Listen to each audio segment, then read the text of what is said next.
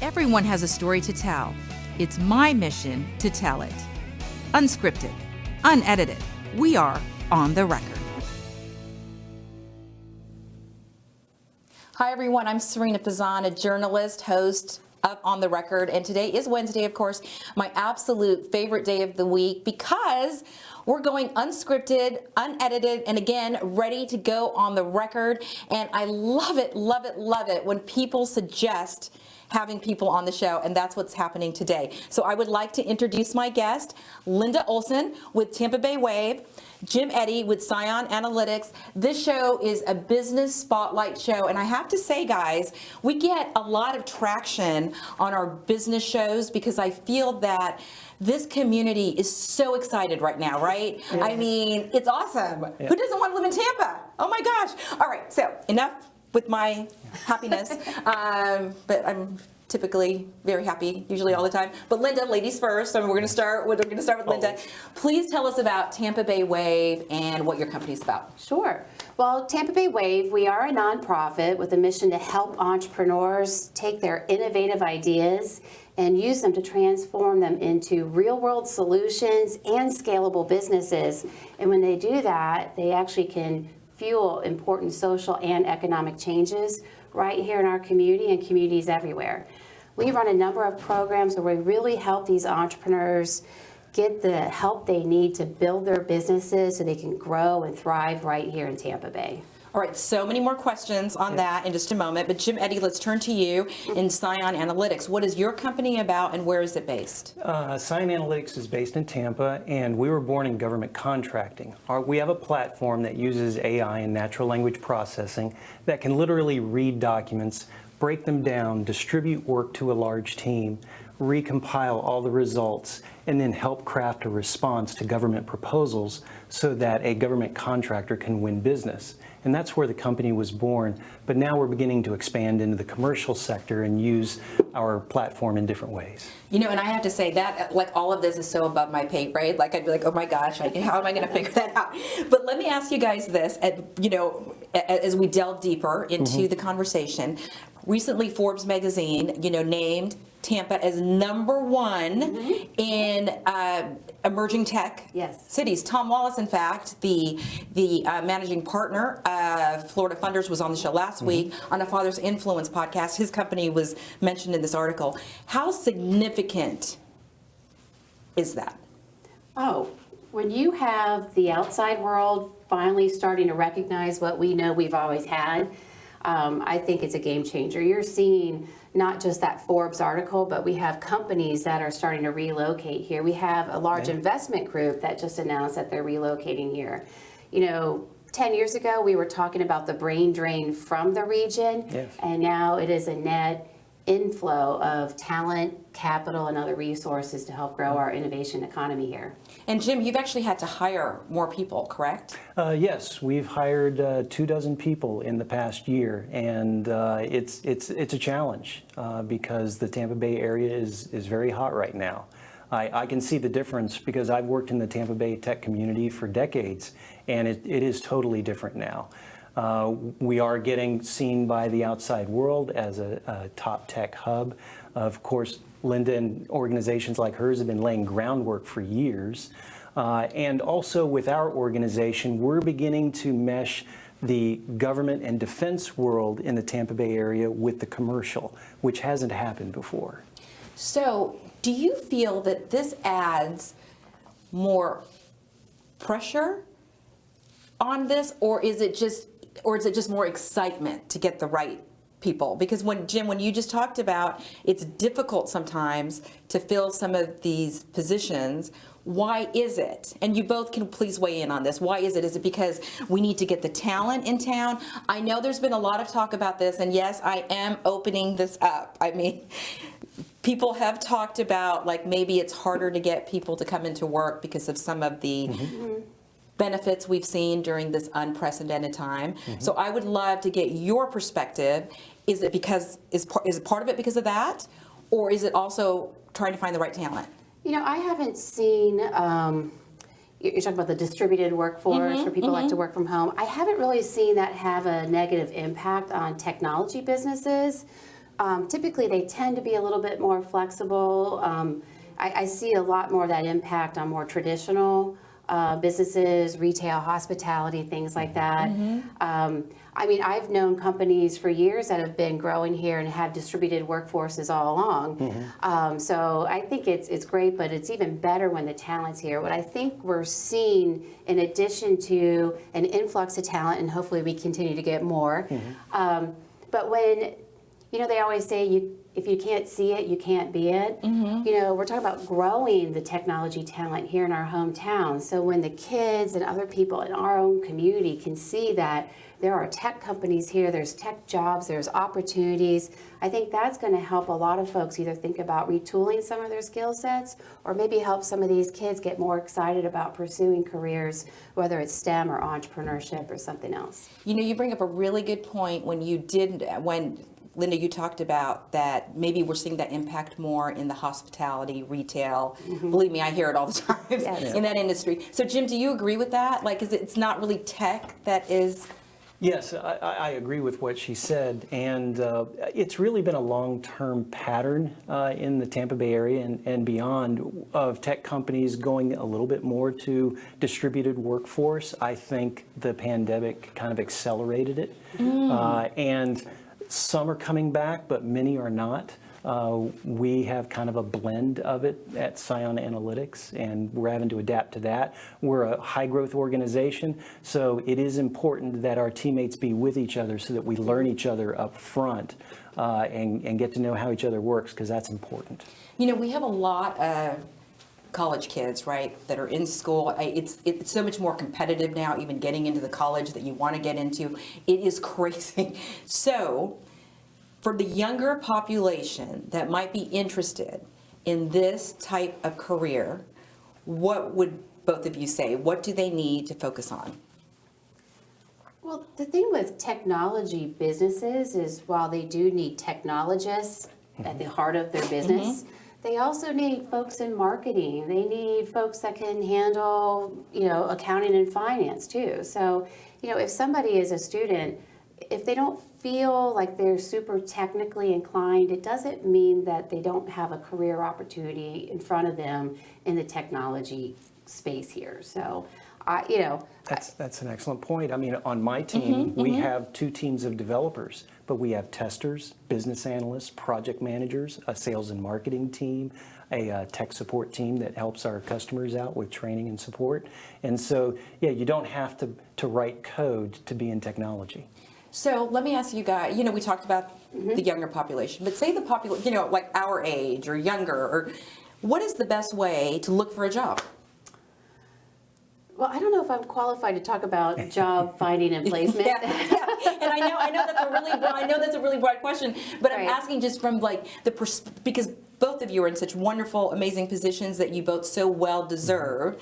So do you have advice though for someone that might be, you know, pursuing a job or may, you know, want to change their job? What would be the best advice that you would offer just from, you know, a personal perspective? I would say always network, always build relationships. And I've met people and then 10 years later ended up working with them. Right. Wow. So always build relationships, do your best to maintain them, because you never know when that's going to mean an opportunity in the future, either for you or for the other person. So when you maintain the relationships, do you mean, you know, keep all your contacts like on an Excel spreadsheet, or, you know, text them here and there, or send an email or newsletters, or what would you guys say? Well, I think when you start, I mean, just you need to put yourself out there, right? You know, so go to events now. You're starting to see events in person again. That's always good.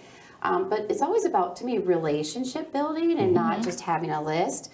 Get to know these folks. Let them know what you're capable of. But as you stay in touch with them, you see in places, you see an article they're mentioned, say, hey, I just saw you in this, or I see your company's expanding, that's great, you know, are there opportunities? I mean, those are the kinds of things that you got to stay on top of it a little bit, so.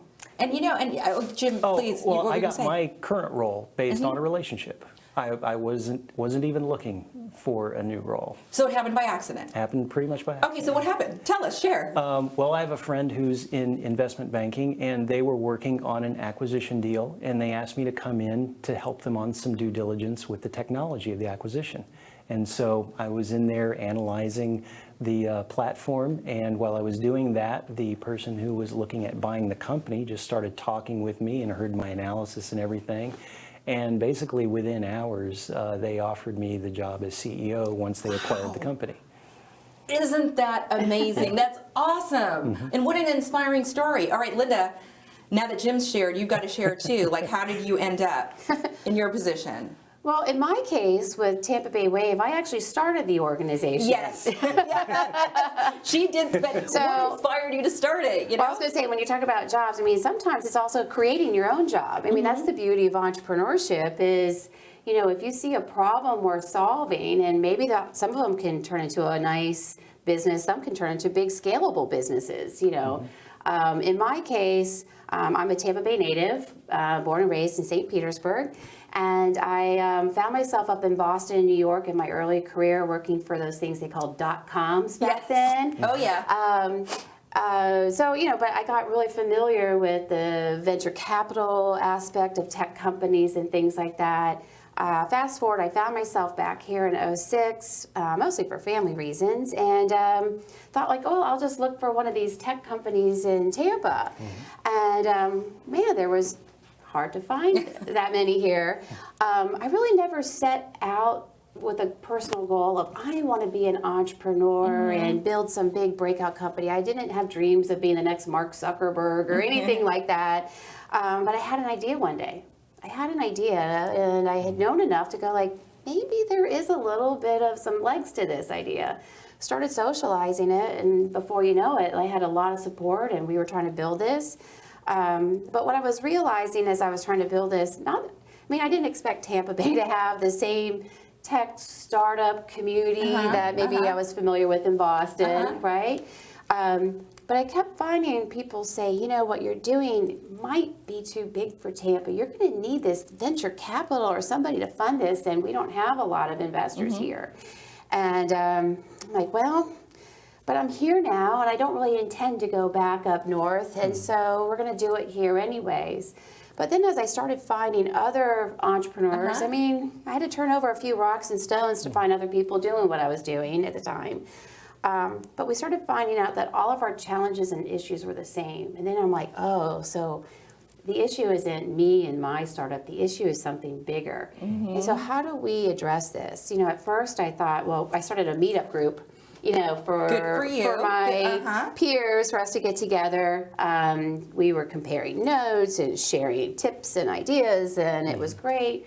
But at some point, something bigger needed to be done. And so, you know, we tried to talk to folks in town thinking maybe certain government agencies or whatever might be the right people to do, make these changes. But at some point, it's like, well, it's no one's job, so I guess we'll do it. You go, girl. Right? I'm so proud of you. You know, all those people that said before, oh, we're not sure, you know, if there's a venture capitalist here, so on and so forth. What would they be saying now? Well, what was so frustrating to me is like all the right ingredients are here. There's plenty of capital here. Now, were they going into tech businesses? Not so much, but I'm like, you know, if we could figure out how to build a stronger tech community here, we can build a community that actually can attract the capital that we want and the talent. And by the way, when you start doing that, isn't that good for the whole community? Absolutely, 100%. And I think on that note, it's a great time to go to a break, because also what I love about this show is we also get personal. It's not all just about business. So we're going to go to a break, we're going to come back, and we want to get to know the two of you guys a little bit better. So stay with us, everyone. Coming in from LA, DJ Robbie Drums himself. I love show days. I always have a huge smile on my face. Yeah, it's gonna be like it. It's my absolute favorite day of the week. What is it? I'm Sarina Fazan. What is Bitcoin? What is blockchain? Red House Streaming, powered by CPU Communications, is the home of my show On the Record. Thank you for joining us. If you have a message and you want to get that message out there, streaming is the way to do it. Red House Streaming and CP Communications makes it possible for anyone to have a show, anyone to relay their message, whether you're an attorney, a doctor, a business owner, a journalist like myself. I was on a show with Sarina Fazan discussing various legal issues, and this institution has the ability to immediately produce content and high quality content. None of this looks like it's being produced at a budget. It's very professionally done. We just had a production meeting the day before. I think it's incredible. Like, the production facility here is amazing, and the quality level and the switchers and the cameras and the lights, and it's all done to perfection. So that's just amazing, just how simple and easy and fun and low stress. That is on the fabulous. Yeah. They make it so easy. Everything is done. It was a great atmosphere, wonderful staff, very professional. First-class operation from beginning to end. I felt like I was a part of a family. We're going to roll your hands around and up behind your head. I would tell people if they're intimidated or afraid or nervous, don't be. Red House Streaming and CP Communications makes it so easy.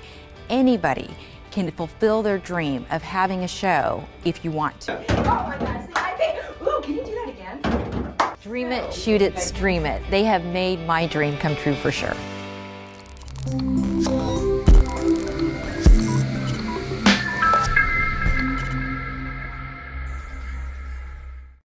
Okay, I have to acknowledge the video that you guys just saw.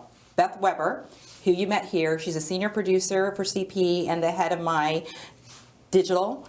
Was that not amazing? It was awesome. I know, oh my gosh, she captures the essence of the show. And I just want to give, so we are at CP Communications and Red House Streaming.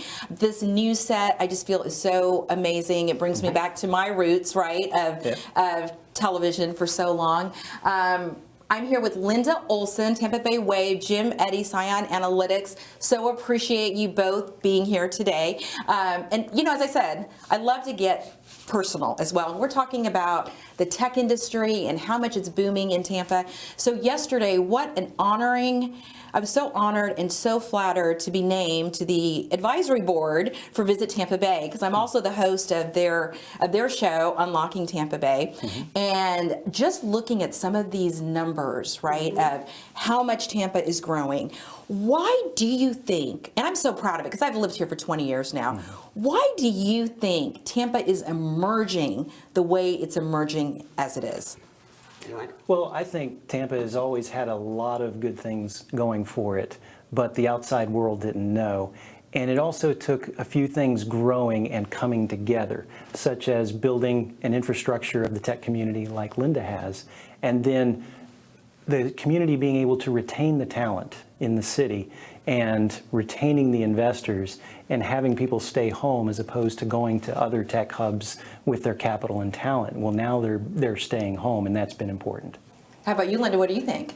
Well, I think communities have to be intentional about building the infrastructure that supports this tech community, especially because you're really talking about almost transforming the economic engine of this community. I mean, if you look at the history, it's been primarily agriculture and tourism. So how do you build a tech community here? There's been great organizations, Tampa Bay Innovation Center, they've been doing work for a long time. Tampa Bay Tech has been doing work for a long time. I think we were additive, but I think you've seen more and more organizations being added to the ecosystem here. You've got Synapse, Embark, you've got others. So, you know, when you start seeing, like, you know, it takes a village. Yeah. It's not one organization or one person that can do it. And I think we finally have changed enough hearts and minds in the community where they believe it and they want it, and it's starting to emerge. And Brian Kornfeld was on the show too, Oh, the good. CEO of Synapse, of course. I also think sports galvanizes a community. I mean, sure. come on. I mean, we are on fire on that as well, you know, so I feel like that also draws in. Well, the whole country's talking about Tampa Bay, Yes, right? Whether yes. they're talking sports or tech, right? So Absolutely. So, you know, okay, getting personal though, right?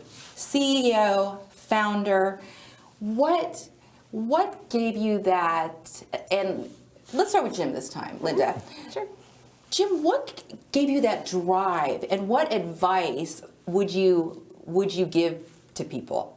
Because there's not very many CEOs out in the world, you know, come on.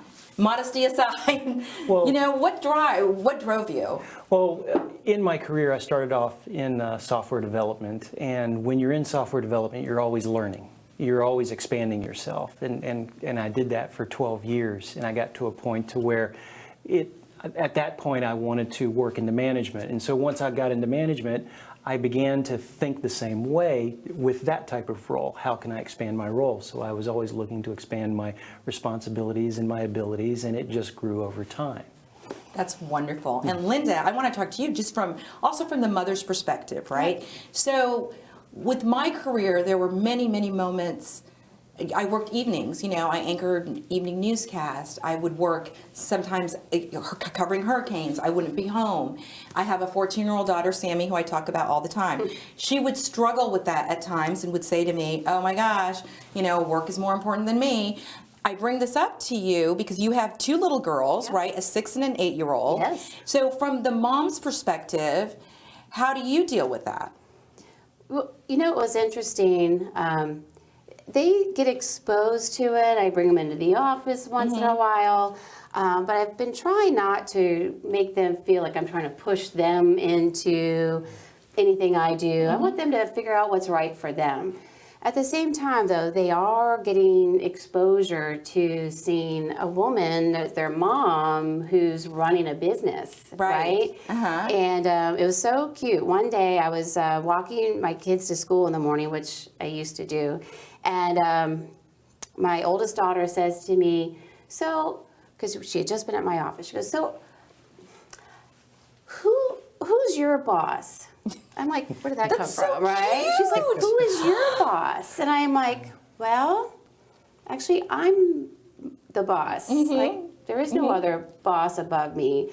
She goes, wait, you're the big boss? And I'm like, yeah. And she goes, like, of like your office or like the whole thing? And I'm like, the whole thing. And she was like, well, how do you do that? That's so cute. Now, is this a 6-year-old or the 8-year-old? The 8-year-old. Oh my gosh, right? that's so cute. And I said, well, I actually started the company. And she goes, wait, you can start a company? You know, so just, but that to me, I would love that to replicate with kids everywhere so they know they have those options. You know, when people see there's opportunities, it gives them hope. It gives them ideas to pursue. So, you know, there are some sacrifices you have to make as a working mom, particularly as a working CEO mom.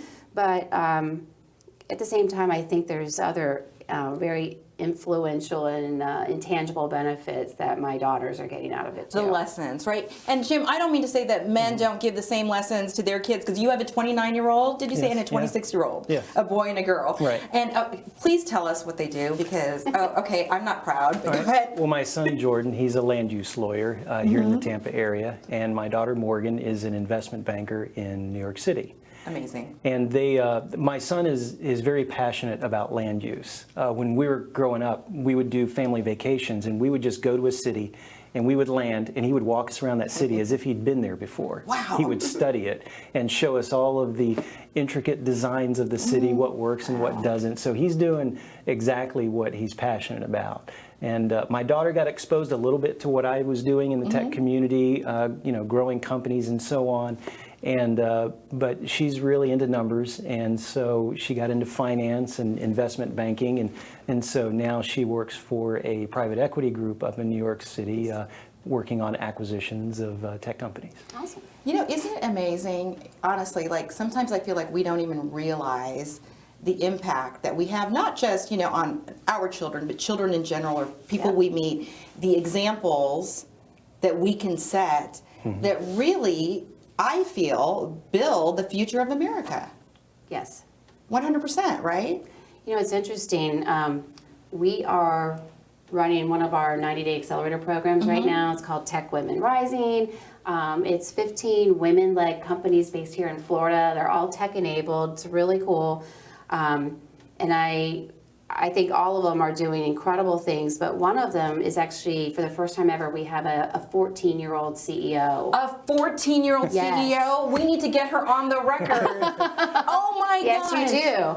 And what I love about this is, like, most of the companies we work with are solving really big issues, big problems. Some of them are saving lives, they're in health tech, they're saving the climate, they are helping people with affordable housing issues, figure out how to get mortgages, working around the traditional lending systems. And anyways, this particular 14-year-old, her startup is called Rare Guru. It came from her own personal experience. She got diagnosed with a rare disease. Bless her heart. And if you don't know anything about rare diseases, there's like over 7,000 identified rare diseases, and by definition that means these are diseases that no one's working on specific therapeutics or medicines, pharmaceuticals for, because the populations are too small. But when you have 7,000 of these, and how many people have these diseases, you're talking a very large population of people who can't necessarily get the same support for their situation as you can with some of the more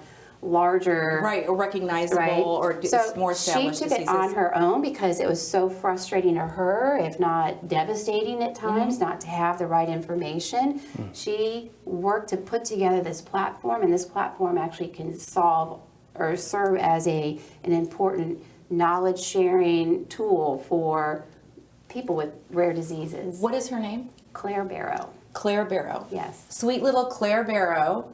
This is Sarina Fazan sending you a personal message. You go, girl. I'm so proud of you, and you need to come on this show. I want to meet you. Everybody in my family, too, except for me, they're doctors. So I really, and I did a lot of medical stories in my career. Okay. So I understand that world. And yes, Claire, please tell her she's got to come on the record. Right, but I was like, I'm already thinking, how do I get her in front of some of the other kids in our community? Definitely. That way, because if I go and talk to these kids, no matter what I do, I still look like an old lady. Well, we may be able, but having a 14-year-old come and talk to them and saying, I'm actually doing it, I think is hugely influential. Well, we may have an avenue for that, because tomorrow there's going to be a very big announcement about the show, and I'm very passionate about kids. In fact, I have a franchise called Kids in the Community. Oh. So, so they're hopefully, let's put it out in the universe. You never know. Sure. So as we close up this show, do either of you have any other thoughts or final words? Well, the one thing that I would like to talk about is the culture that we've created at our company, in which I started. I didn't want to create a culture that was about the company. I wanted to create a culture that was about the employees. So I always tell them, make the job what you want it to be. And we've begun to do that. And me being here today is a part of that, as my communications manager was not the communications manager to begin. And so everyone is beginning to look at their career differently, and we're doing career plans for everyone. And it's really helping people to grow. And we're very proud of that. So beautifully said. Thank you. And the one thing I'd like to add is I'm really proud. Tampa Bay Wave has had a long history of supporting diversity and equity and inclusion in our tech community. We've been running diversity-themed programs for underrepresented entrepreneurs since 2018. So we've been intentional about that. To me, the only way we're going to really have the right tech community that we want, we have so much momentum, but to really have that sustainable, strong innovation economy, we have to have a tech community that represents the community we're in.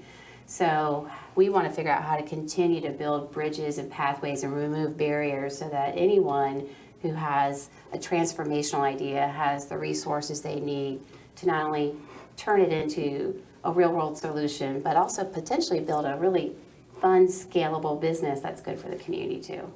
Also, so beautifully said. Jim Eddy, Linda Olson, so wonderful to have you both on the show. We have more information about their business. In fact, here's my favorite screen that goes up where you can find me. You can, those are all my platforms, and soon there's going to be even more platforms. But you can share this video, you can share the Facebook show, and again, there's information about your companies on there. And I truly, truly appreciate the community support. Again, thank you both so much for coming on. Have a great day, everyone, and stay safe. Thank you.